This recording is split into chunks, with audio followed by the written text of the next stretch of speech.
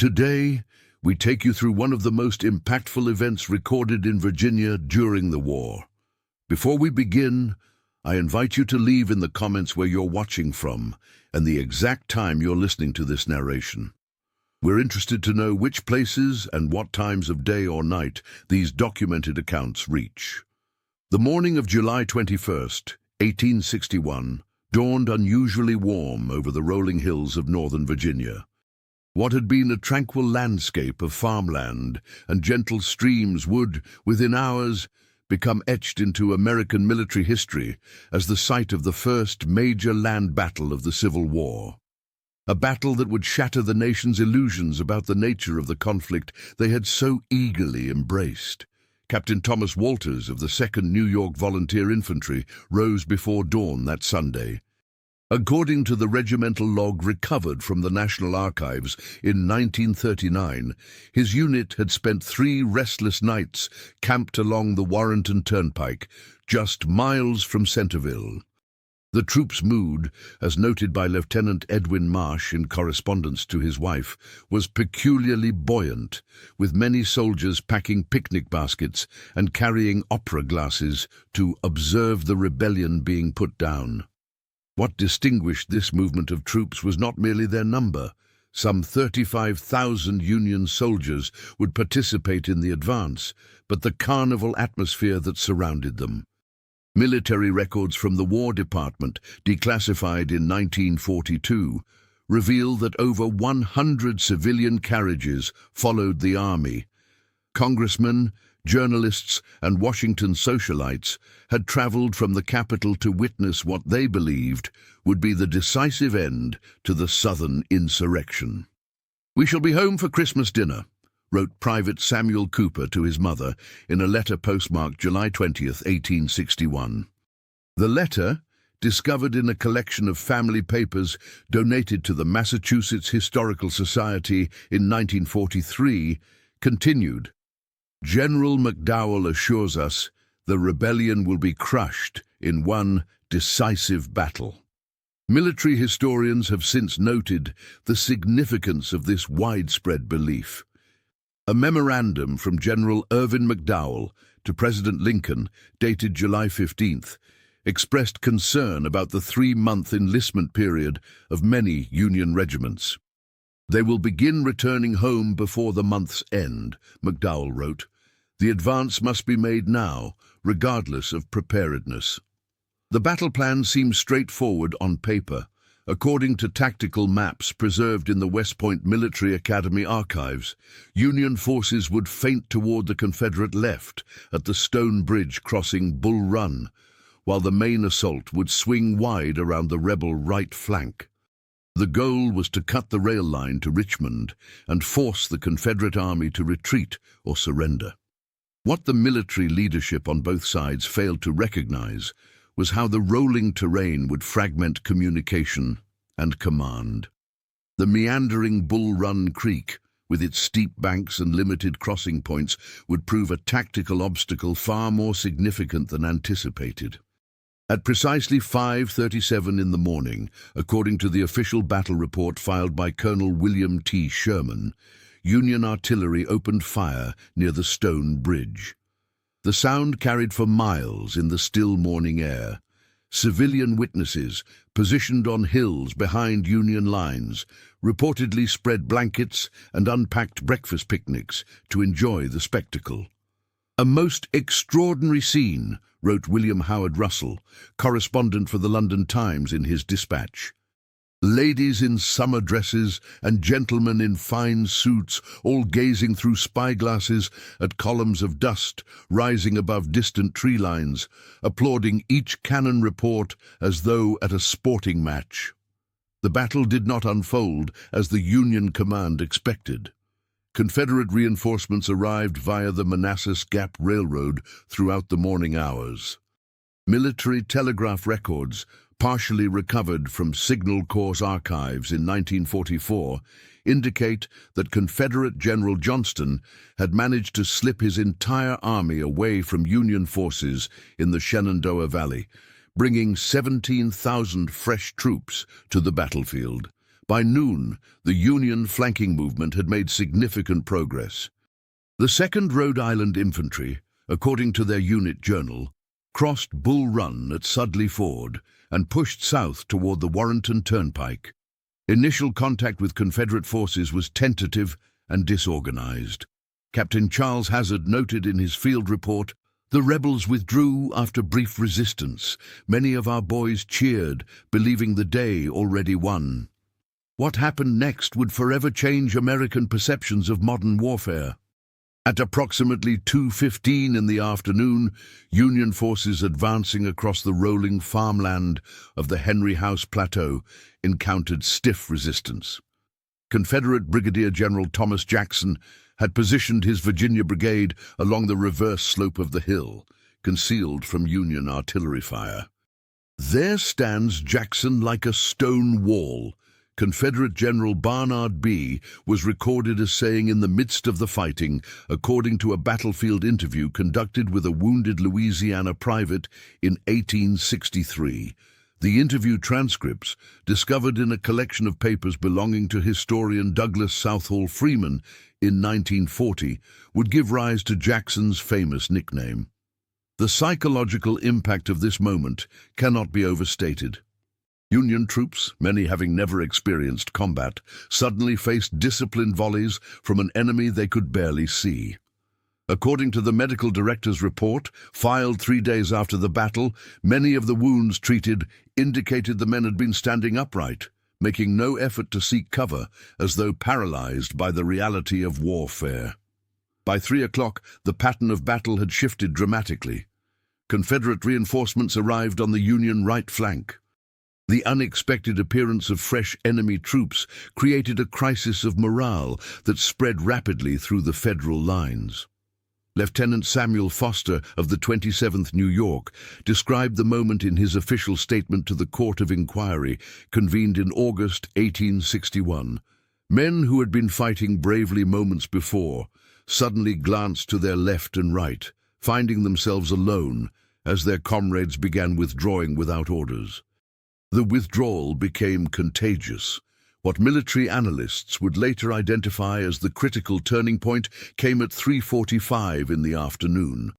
The Field Headquarters Journal of General McDowell, partially burned but recovered from an abandoned wagon, contains a hastily scribbled note. Heintzelman reports right wing collapsed. Order, orderly withdrawal.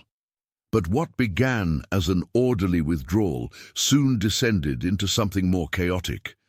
The narrow roads and limited bridges across Bull Run created bottlenecks.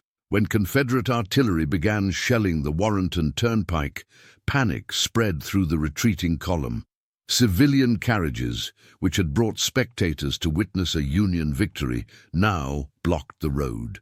According to a report filed by Captain Alexander Piper of the artillery, soldiers pushed past carriages, dropping weapons and equipment. Members of Congress abandoned their vehicles, fleeing on foot alongside private soldiers. A dispatch rider's log, found among War Department communications in 1941, recorded a message from an unidentified colonel. "For God's sake, tell the President we are being cut to pieces. Send reinforcements immediately." The message never reached Washington. By nightfall, the Union retreat had become a rout. Rain began falling, turning dust to mud, further slowing the withdrawal. Hospital records from Washington's military facilities indicate that many soldiers arrived suffering not from wounds, but from exhaustion, having marched over 30 miles in 24 hours. The psychological trauma of the defeat manifested immediately. Regimental surgeons' reports, compiled in a medical analysis in 1863, noted cases of soldiers who became mute, unable to describe their experiences. Others displayed physical symptoms, trembling hands, vacant stares, that would later be recognized as combat shock. Military intelligence reports, marked confidential and sealed until 1938, revealed that desertion rates in some Union regiments reached 15% in the week following the battle. A memo from the War Department to President Lincoln warned, "The 3-month volunteers, their enlistments nearly complete, are leaving in groups, telling tales that demoralize those who remain. The Confederate forces, despite their victory, made no attempt to pursue the retreating Union Army toward Washington. A telegraph from General Beauregard to Richmond, intercepted by Union signal officers but never decoded until 1865, explained why. Men utterly exhausted. Many units disorganized by victory, ammunition low, cannot advance. This failure to capitalize on their success would prove as consequential as the battle itself. Military historians, examining Confederate quartermaster records released by the Virginia Historical Society in 1941, found severe shortages of all supplies, particularly artillery ammunition. One artillery captain noted in his logbook, "Each gun limited to 5 rounds. Pursuit impossible." In the days following the battle, both sides began to reassess their understanding of the conflict. A confidential assessment prepared for President Lincoln by General Winfield Scott, discovered in a collection of presidential papers in 1942, abandoned the idea of a quick victory. We must now prepare for a war of indefinite duration. The rebellion possesses military resources and determination beyond our initial estimate. The human cost of this first major battle shocked a nation unprepared for modern warfare. Casualty returns, compiled by the Army Medical Department and published in 1866, listed 461 Union dead, 1,124 wounded, and 1,312 missing or captured. Confederate losses totaled 387 killed and 1,582 wounded. Beyond the statistics lay personal tragedies that would forever change American attitudes toward war. The diary of Emma Tompkins, a volunteer nurse at Washington's Columbian College Hospital, contains descriptions of the wounded arriving from Bull Run. "The men's eyes hold something I cannot name, a look of having witnessed things for which they had no preparation. Many stare at nothing, even as we tend their wounds. The battle's impact extended beyond military considerations." Northern newspapers, initially filled with confident predictions of victory, now scrambled to explain the defeat. An editorial in the New York Tribune, dated July 23, 1861, abandoned previous rhetoric. "The path to restoration of the Union shall be longer and harder than many supposed. The nation must now arm itself not merely with weapons, but with patient resolve." In the Confederate capital of Richmond, a very different narrative emerged. The Richmond Examiner's July 23rd edition proclaimed, "Our gallant boys have proven that Southern valor remains undiminished. The Yankees now understand the justice of our cause shall not be overturned by their mercenary hordes." Both narratives missed essential truths about what had occurred at Bull Run. Military analysis conducted by the War Department in 1866 concluded that neither army had demonstrated particular tactical brilliance.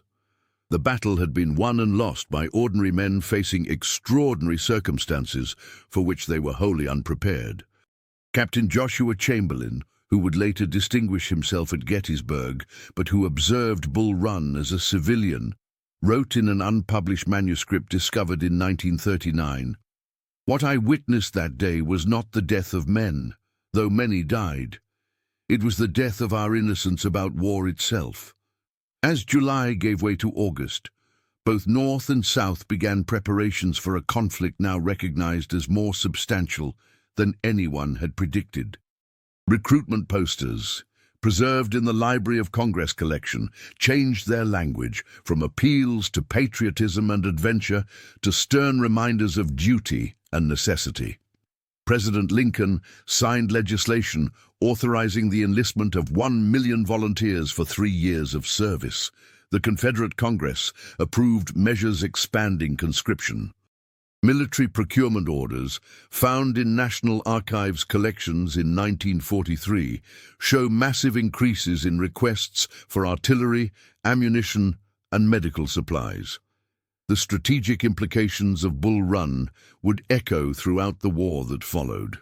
Union General George McClellan, who took command of the demoralized Army of the Potomac in its aftermath, instituted a training regimen of unprecedented rigor. In a report to the War Department dated September 3, 1861, he wrote, "The men who ran at Bull Run shall become soldiers in fact, not merely in uniform. This will require time that politicians must grant us. That time would stretch into months, then years.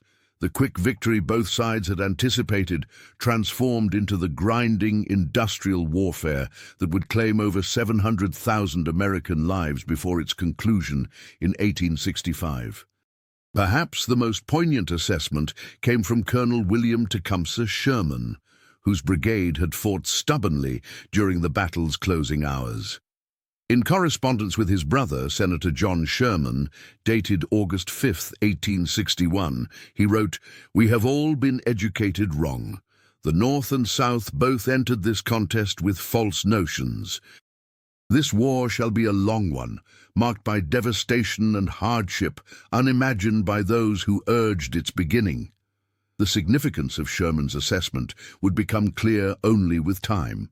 The document, stored in a family collection and not made public until 1939, demonstrates remarkable foresight. Within 4 years, Sherman himself would implement a strategy of total war that would bring the Confederate home front under direct attack. For the civilians who had picnicked on the hills overlooking Bull Run, expecting to witness a glorious victory, the long trek back to Washington in the rain marked the beginning of a national awakening. Journalist Albert Richardson of the New York Tribune described their return in a dispatch dated July 22nd. "Congressmen who had come to cheer now ride in silence. Ladies who brought opera glasses to observe a victory now trudge through mud, their fine dresses ruined, their enthusiastic certainty replaced by grim understanding." Military records indicate that the last Union stragglers reached the defenses of Washington near dawn on July 22nd. A report from the Provost Marshal noted, "Men continue to arrive singly and in small groups, many without weapons, some without shoes. All share a hollow-eyed expression that speaks of disillusionment beyond words." In Richmond, the situation mirrored Washington in reverse. Initial jubilation gave way to somber reflection as casualty lists were posted. Hospital registers from Richmond's Chimborazo Hospital, analyzed by medical historians in 1944, show wards filled beyond capacity with wounded from a victory that suddenly seemed more costly than glorious. The psychological impact of Bull Run created divergent but equally consequential responses in the American psyche. Northern resolve hardened into grim determination. Southern confidence evolved into a dangerous certainty that would persist even as strategic realities turned against the Confederacy. In the military sphere, both armies began to adapt. Training manuals revised after Bull Run, preserved in the West Point archives, show new emphasis on discipline under fire, battlefield communication, and combined arms tactics.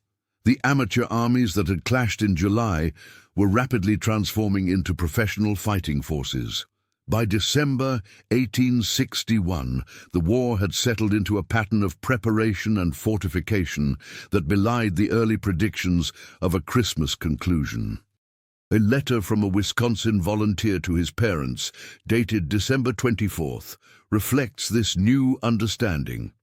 "We have built winter quarters of logs and canvas. The officers say we shall not move against the enemy until spring. This war, it seems, shall be our occupation for seasons to come. The Battle of Bull Run, or Manassas, as it was called in the South, thus represents more than a military engagement. It marks the moment when America's understanding of modern warfare began to align with its devastating reality. The picnic battlefield was replaced by industrialized slaughter. The 3-month volunteer gave way to the hardened veteran. In 1944, As America fought in another global conflict, historian Bruce Catton wrote an assessment of Bull Run's significance for the War Department's Military Education Division. The document, declassified in 1945, concluded, "The true lesson of that July day in 1861 was not about tactics or strategy, but about national psychology. A society that entered war with romantic notions discovered its true nature only through bloodshed and defeat. That lesson, paid for in blood on the banks of Bull Run, would be repeated on battlefields from Shiloh to Antietam, from Chancellorsville to Gettysburg." The quick and glorious war imagined in the summer of 1861 had, by its first major battle, already transformed into something far more terrible and enduring. Among the artifacts recovered from the battlefield in a 1939 archaeological survey was a pocket watch belonging to an unidentified Union soldier. The hands had stopped at 4:15 in the afternoon, presumably the moment its owner fell. The watch, now displayed at the Manassas National Battlefield Park Museum, serves as a poignant metaphor. On July 21, 1861, time stopped for America's innocence about war. The pocket watch was not the only personal item recovered that spoke to the human dimension of the battle. A daguerreotype of a young woman was found near the stone bridge, the glass cracked, but the image still visible. Military records cross-referenced with casualties suggest it likely belonged to Private William Thatcher of the 1st Minnesota, listed as killed in action during the retreat. The photograph was never claimed and remains in the Battlefield Park collection, its subject forever anonymous. In the weeks following the battle, both governments began to institutionalize their approach to the expanding conflict. Cabinet meeting minutes from the Lincoln administration, made public in 1943, show the creation of new bureaus for military procurement, transportation, and medical services. Similar documents from the Confederate government, preserved in the Museum of the Confederacy Archives, reveal parallel developments in Richmond. For ordinary Americans, the battle marked a turning point in how they understood their relationship to the war. Enlistment records from August and September 1861 show a striking pattern. Volunteers now signed up for 3-year terms with few illusions about quick victory. Letters home, collected by state historical societies throughout the 1930s and 40s, reveal a more sober assessment of what military service would entail. "We no longer speak of glory," wrote Sergeant Michael Fitzgerald of the 69th New York in a letter dated August 12th. "We speak instead of duty and necessity.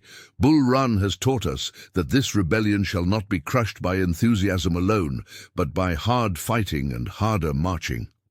For the soldiers who fought at Bull Run, the battle created a dividing line in their lives, before and after.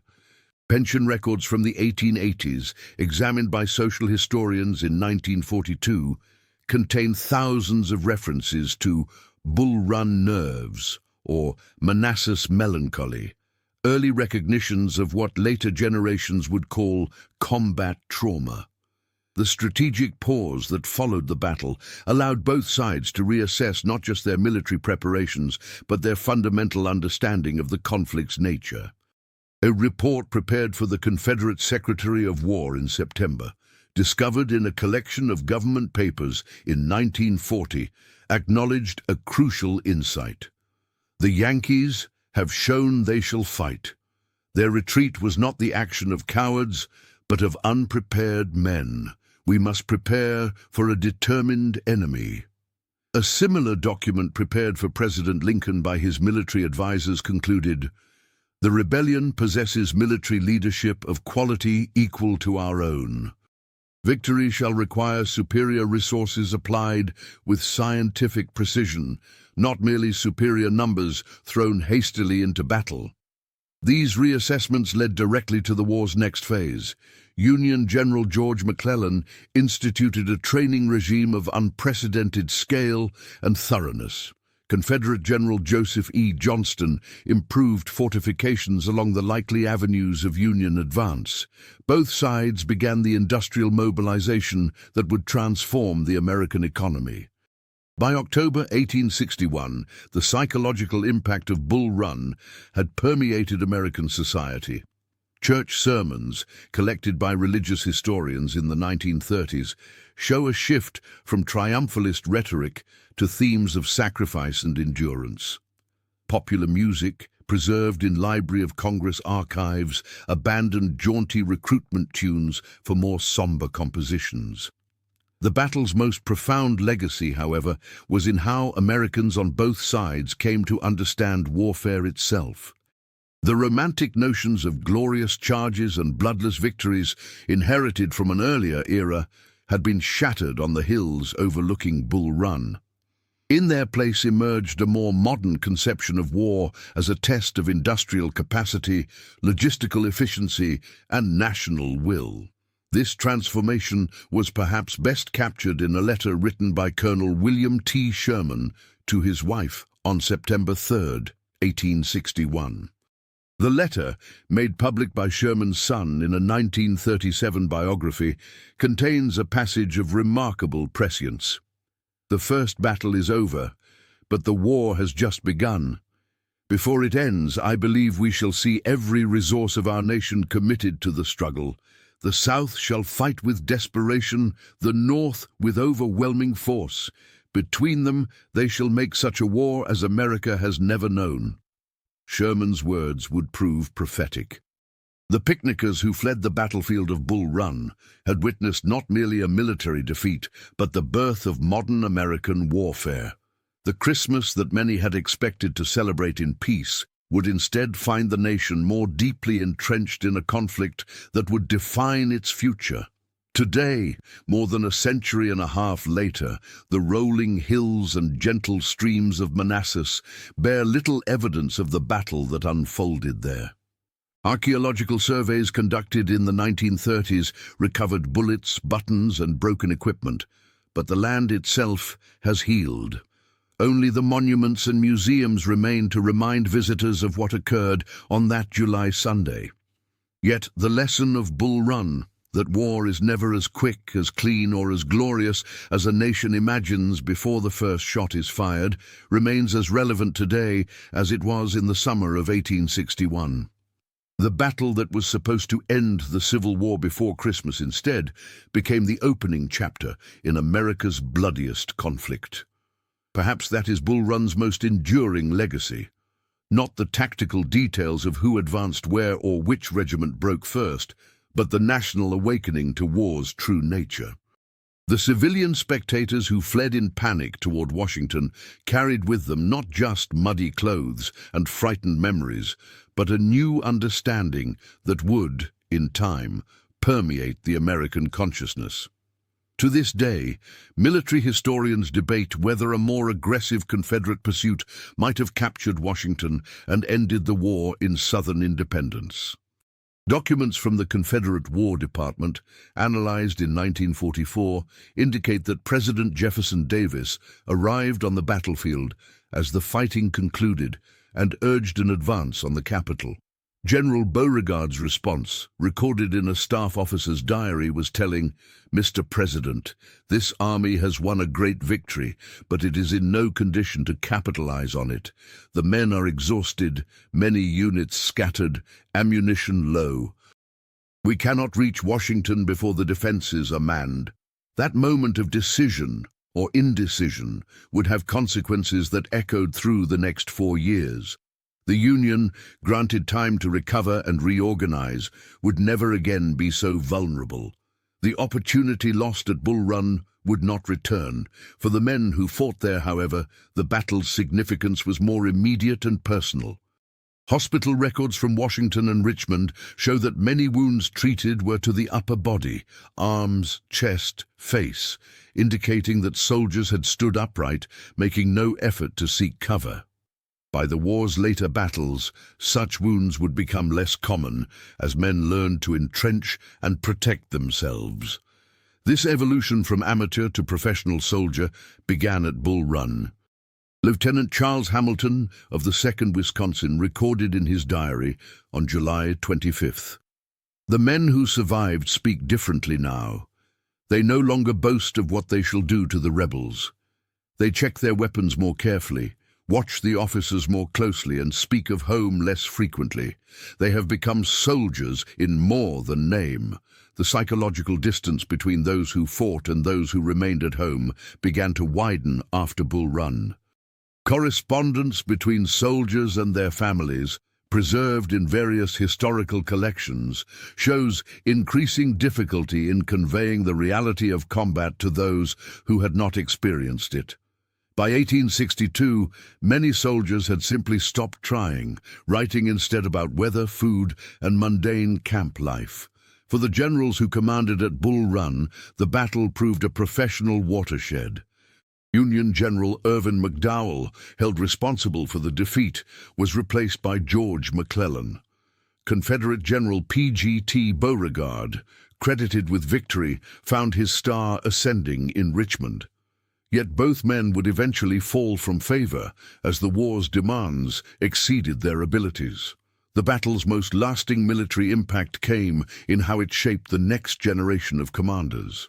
Junior officers who observed the confusion at Bull Run, men like William T. Sherman, Ulysses S. Grant, and Thomas J. Stonewall Jackson, drew lessons that would inform their later commands. Military correspondence from 1862 and 1863, examined by historians in the 1940s, shows these officers repeatedly referencing Bull Run when discussing tactics, training, and morale. As the war progressed through 1862 and beyond, the Battle of Bull Run receded in tactical significance but remained a powerful psychological touchstone. Veterans would measure later experiences against it.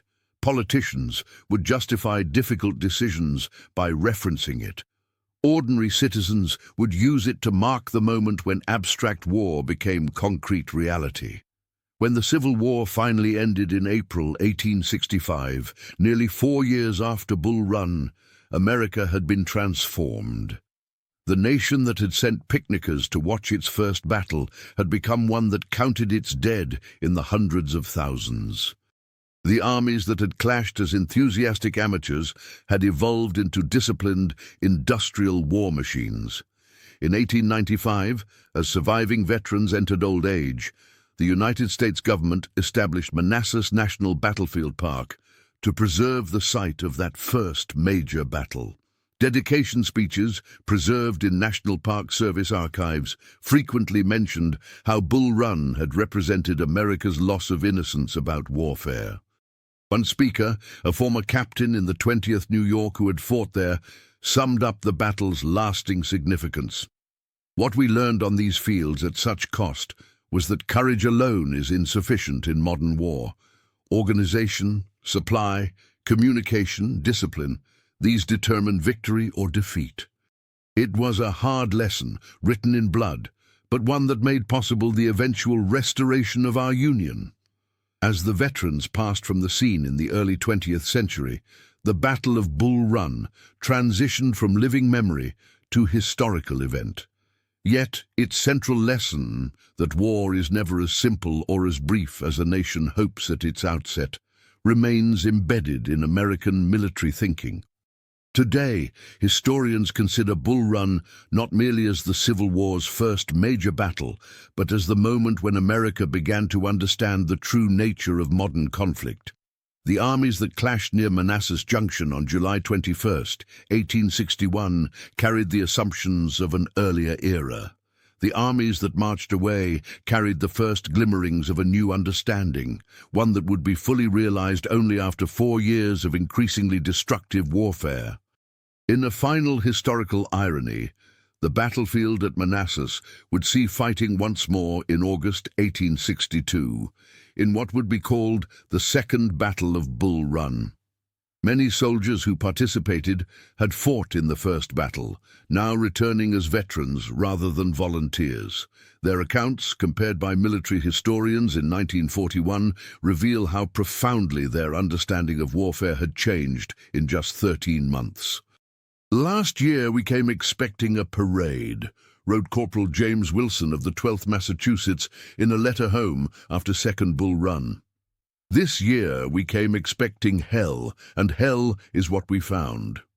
In that transformation of expectation lies the true significance of the first Battle of Bull Run. The nation that had believed the Civil War would be over by Christmas 1861 would instead endure 4 blood-soaked years before peace returned. The lesson learned on those Virginia hills would echo through American history. Wars are always longer, costlier, and more terrible than those who begin them can possibly imagine. To this day, no specific record has been found explaining why so many believed the war would end quickly. Military correspondence from June 1861, examined by researchers in 1942, contains no detailed analysis supporting such a timeline. The Christmas expectation seems to have been more cultural assumption than strategic calculation, a fatal misreading of the conflict's nature that Bull Run would brutally correct. Until today, military academies around the world study the battle not for its tactics or outcome, but for what it reveals about the psychology of nations entering conflict. The same pattern, initial optimism followed by sobering reality, has repeated throughout modern warfare, from the home by Christmas predictions of World War I to more recent conflicts. In the rolling hills of Virginia, where it all began, little remains to mark the violent day that transformed America's understanding of war. The creek still runs, the stone bridge still stands, and visitors still come to walk the ground where a nation's illusions died one hot July Sunday. What truly remains, however, is the lesson that wars are not won by enthusiasm or righteousness, but by the hard calculations of industrial capacity, logistics, training, and national will. It is a lesson written in the blood of the men who fought and died at Bull Run, believing they were participating in the war's end when they were merely witnessing its beginning. What perhaps remains most remarkable about Bull Run is how quickly the battle transformed from anticipated triumph to sobering defeat. Military time logs recovered from Union headquarters, analyzed in 1938 by Army historians, show that at 11:45 in the morning, General McDowell sent a telegraph to Washington reporting favorable progress on all fronts. By 4:30 that afternoon, the same headquarters was abandoning its position, field desks and maps left behind in the hasty retreat. This rapid collapse had profound implications for how Americans would view battlefield reports for the remainder of the war. Newspaper archives from major northern cities show a distinct shift in tone following Bull Run. Headlines that had proclaimed imminent victory on the morning of July 21st gave way to more cautious, questioning coverage by month's end. The New York Herald, which had been particularly vocal in demanding an immediate advance on Richmond, published an editorial on July 25th that reflected this new sobriety. The nation must now prepare itself for a contest of unknown duration and severity. The path to reunion shall be measured in years, not weeks. For the common soldier, Bull Run created a new vocabulary of war. Letters and diaries from August 1861, collected by the Army Historical Division in 1940, reveal terms and expressions born on that battlefield. Men wrote of Bull Run courage to describe false bravado, or a Manassas march to describe a hasty retreat. More significantly, they began to distinguish between 3-month men and duration men, those who had enlisted for the shortest possible term versus those committed to seeing the war through to its conclusion. Captain Howard Forrest of the 6th Pennsylvania, in a report to his regimental commander dated July 30th, noted, "The men speak differently now. They ask fewer questions about when we shall advance and more about how we shall survive.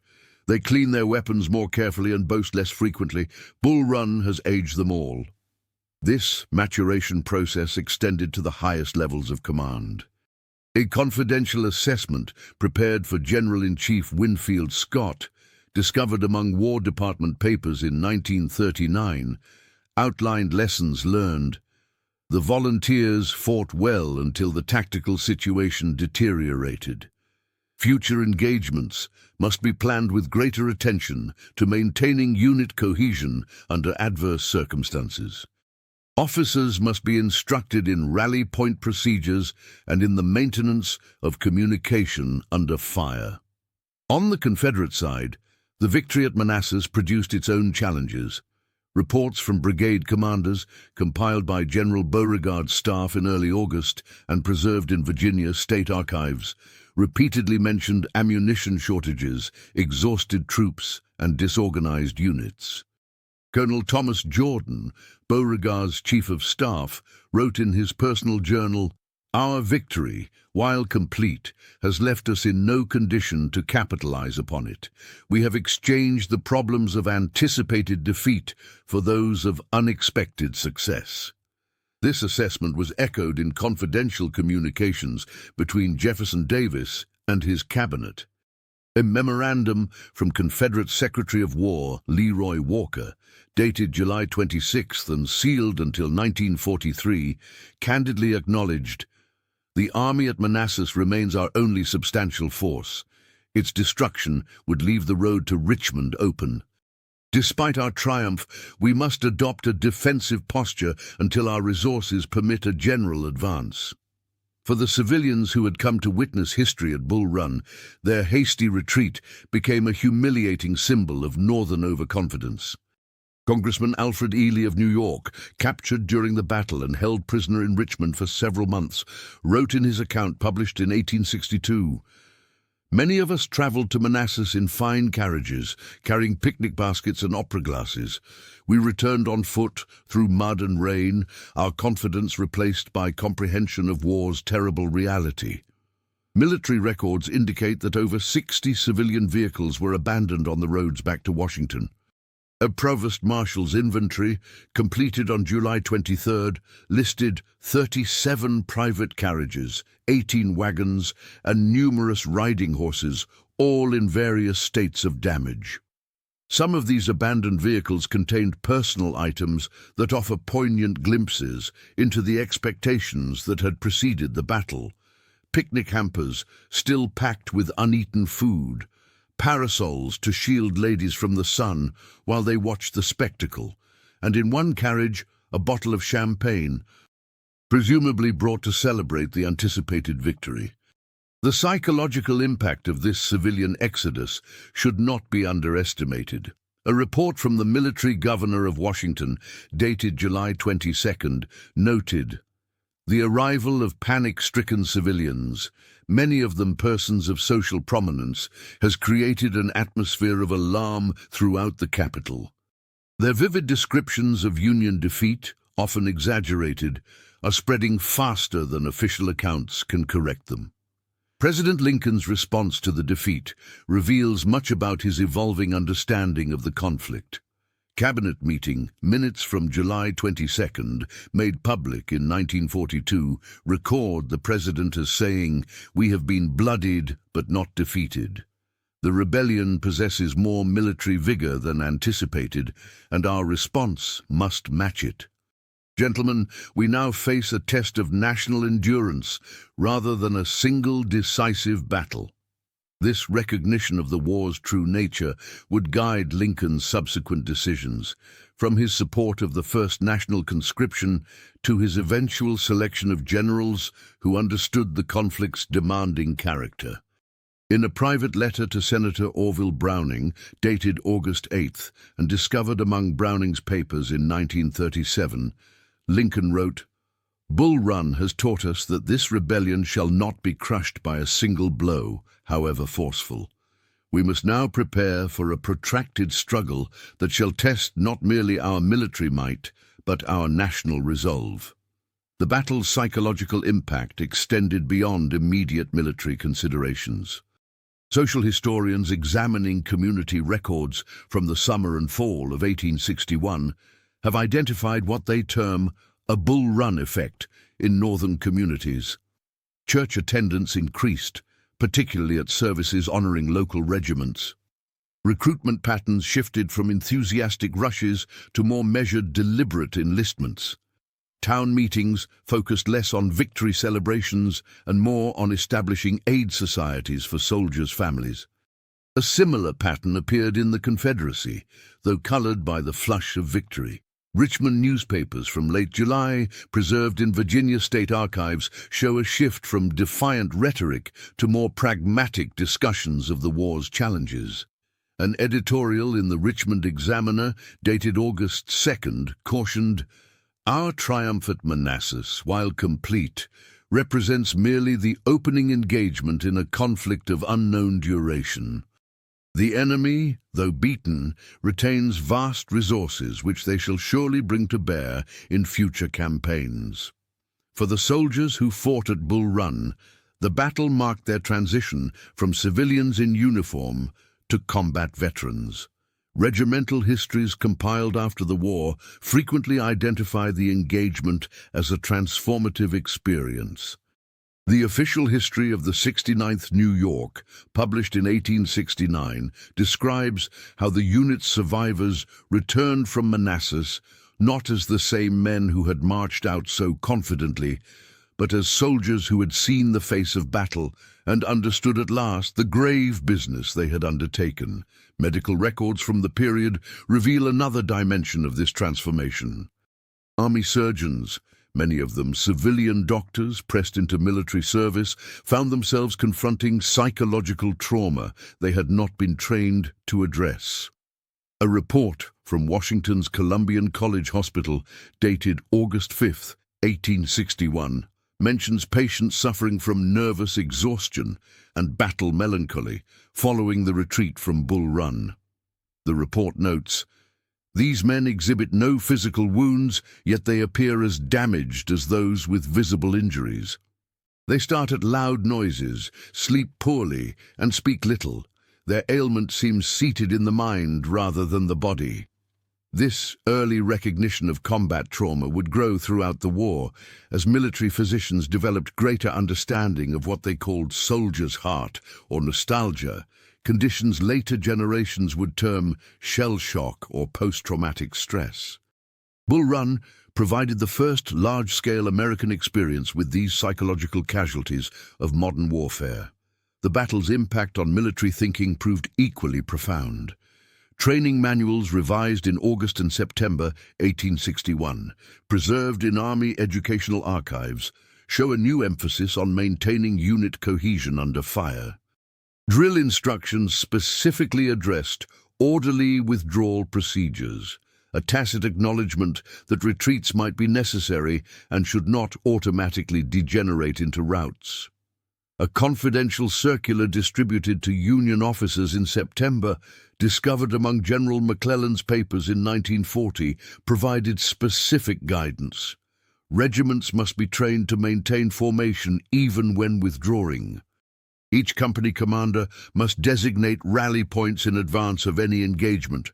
Men must understand that a tactical withdrawal differs from a disorderly flight, and that the maintenance of unit integrity remains essential even in retreat. Confederate military thinking evolved similarly, though colored by their victory. General Johnston's headquarters issued a memorandum to brigade commanders on August 10th that acknowledged, "Our success at Manassas resulted as much from enemy errors as from our own actions. Future engagements will likely face us with a more disciplined foe. We must ensure our volunteers understand that one victory does not win a war." This sober assessment reflects the professional military leadership on both sides, coming to terms with the conflict's true nature. The volunteer armies that had clashed at Bull Run would spend the fall and winter of 1861 transforming into more disciplined fighting forces. Guided by commanders who now understood they faced a protracted struggle rather than a single decisive battle. In Washington, the most visible manifestation of this new understanding came in the person of General George B. McClellan, summoned to take command of the demoralized Army of the Potomac. McClellan's first general order to his troops, dated July 27th, acknowledged the psychological damage of Bull Run while pointing toward recovery. "Soldiers of the Army of the Potomac, we have suffered a defeat, but not a disgrace. The fault lay not with you, but with circumstances of position and time.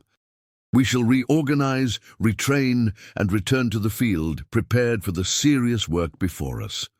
McClellan's emphasis on training and preparation directly addressed the shortcomings revealed at Bull Run. His daily reports to the War Department, compiled in the official records published in 1888, detail an army being systematically transformed through drill, discipline, and equipment upgrades.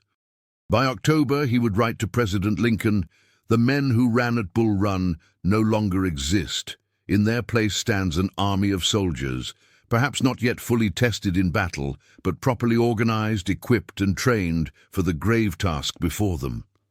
This transformation came at a cost of time that many Northern politicians found difficult to accept. Congressional records from the fall of 1861 show increasing frustration with McClellan's methodical approach. Senator Benjamin Wade of Ohio, in a speech delivered on November 12th, demanded, "Having learned the lessons of Bull Run, must we now suffer the opposite error of excessive caution? The rebellion grows stronger while we drill." McClellan's response, in a letter to Secretary of War Simon Cameron dated November 15th, directly referenced the battle. "Bull Run demonstrated the consequences of committing unprepared troops to major engagements. I shall not repeat that error, regardless of political pressure. When this army next meets the enemy, it shall be ready not merely to fight, but to win." The strategic pause that followed Bull Run thus represents not inactivity, but transformation.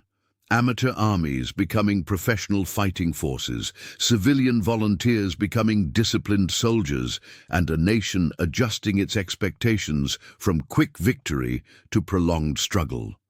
By December 1861, the Christmas that many had expected to celebrate in peace following a short, decisive war, instead found both North and South deeply entrenched in a conflict of uncertain duration. Holiday letters home from soldiers in winter camps, collected by various historical societies during the 1930s and 40s, reflect this new reality. A Massachusetts private wrote to his parents on December 23rd, "We have built substantial log huts with proper chimneys, laid in firewood, and prepared for the winter. The officers say we shall not move against the rebels until spring. This war, it seems, shall be our occupation for seasons to come." A similar letter from a Georgia volunteer to his wife, dated December 25th, echoes this assessment. "Our Christmas dinner was salt pork and hardtack, not the feast we might have wished. The Yankees remain beyond the Potomac, we behind the Rappahannock. Neither army seems eager to challenge winter as well as the enemy. We speak now of campaigns next year, no longer of returning home victorious before the first frost." These letters, with their resigned acceptance of a prolonged conflict, demonstrate how thoroughly Bull Run had transformed American understanding of the Civil War. The single decisive battle that both sides had anticipated had occurred, but rather than ending the war, it had merely revealed its true beginning. Perhaps the most profound legacy of Bull Run lies not in its tactical details or even its immediate psychological impact, but in how it shaped the 4 years of war that followed. The battle established patterns of combat and response that would repeat throughout the conflict. Initial confusion as plans contacted reality, moments of individual heroism amid collective disarray, and the ultimate triumph of industrial capacity and organizational skill over elan and enthusiasm. Military historians examining the campaigns of 1862 through 1865 have identified numerous instances where commanders explicitly reference Bull Run in their planning. General Grant, preparing for the Vicksburg campaign in 1863, wrote to his corps commanders, "We must avoid the error displayed at Bull Run. where initial success led to disorganization and ultimate defeat. Each unit must understand its objective and maintain cohesion regardless of developments elsewhere on the field. Similarly, Confederate General Lee, planning the Gettysburg Campaign, cautioned his subordinates. Unlike our experience at Manassas, we cannot rely upon the enemy becoming disorganized in retreat. Each federal unit must be deliberately defeated in position, as they shall not break merely upon facing determined opposition.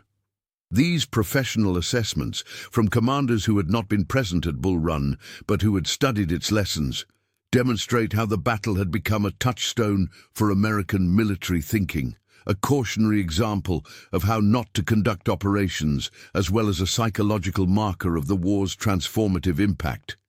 For the soldiers who fought in later engagements, Bull Run provided a comparative baseline.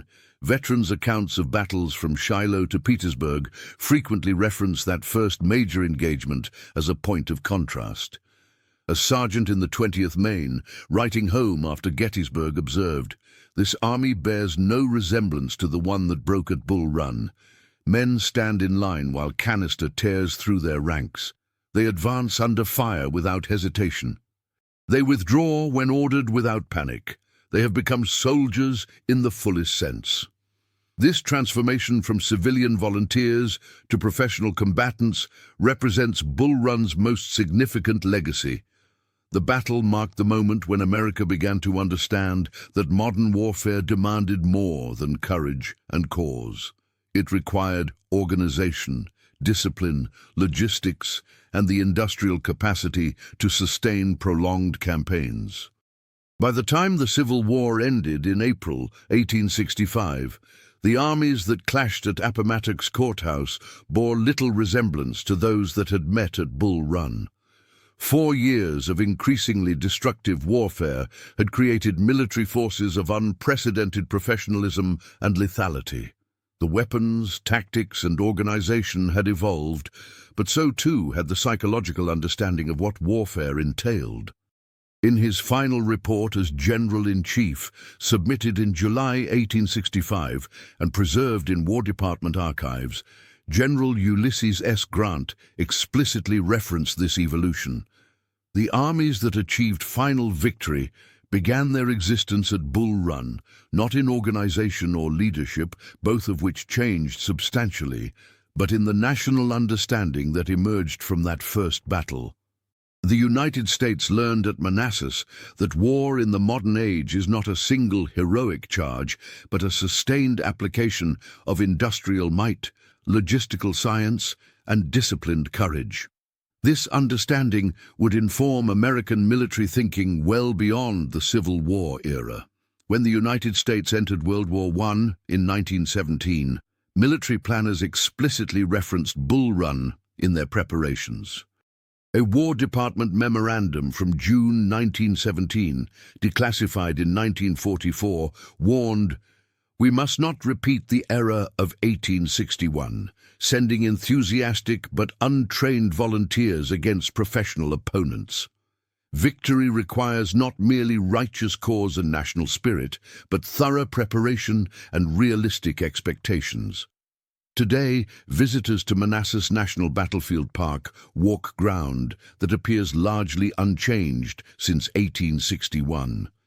The rolling hills, the meandering Bull Run, the stone bridge, all remain as they were when two amateur armies clashed on that July Sunday. Yet the battle that occurred there forever changed how America understood warfare. The nation that had expected the Civil War to end before Christmas 1861 would endure 4 years of increasingly destructive conflict. The volunteers who had marched to Manassas believing in a glorious, decisive battle discovered instead the grinding reality of modern warfare. And the generals who had planned for a single triumphant campaign found themselves engaged in a protracted struggle of industrial capacity, logistical networks, and national will. In that transformation of understanding lies Bull Run's enduring significance. The battle that was supposed to end the Civil War instead revealed its true beginning.